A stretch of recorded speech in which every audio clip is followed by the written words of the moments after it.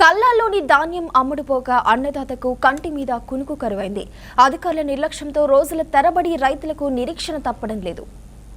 జయశంకర్ భూపాలపల్లి జిల్లా మల్హారావు మండలం ఎడ్లపల్లి, కొయ్యూరు, మల్లారం, తాడిచెర్లలో ధాన్యం సేకరణ నత్తనడకన సాగుతోంది. నెల రోజులు దాటినా కల్లాలో ధాన్యం రాసులు కుప్పలుగా దర్శనమిస్తున్నాయి.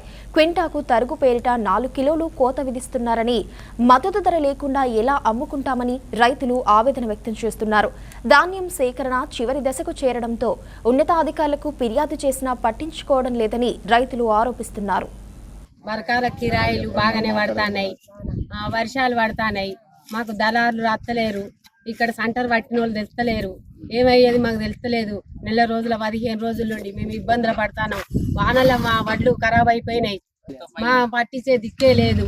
ఎవరు వస్తారు పోతారు చూస్తారు, మా ప్రైవేట్లో అమ్ముకోమని చెప్తారు, వాళ్ళే ప్రైవేట్లో కొందామని అంటారు. ప్రైవేట్లో మరి 1800లకు అమ్ముకుందామని చూస్తాను. ఇప్పుడు మరి మా పరిస్థితి ఏంది? పట్టించుకోకపోతే ప్రభుత్వం కాంగ్రెస్ ప్రభుత్వం వచ్చిన కాంచే ఇట్లా అవుతుంది. తెడబోయింది. వచ్చేది ఎప్పుడు, పెట్టుబడికి అందేది ఎప్పుడు?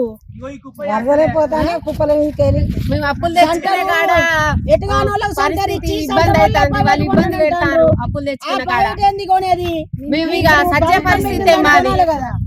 ఇప్పుడు మేము సత్య పరిస్థితుల్లో ఉన్నాం.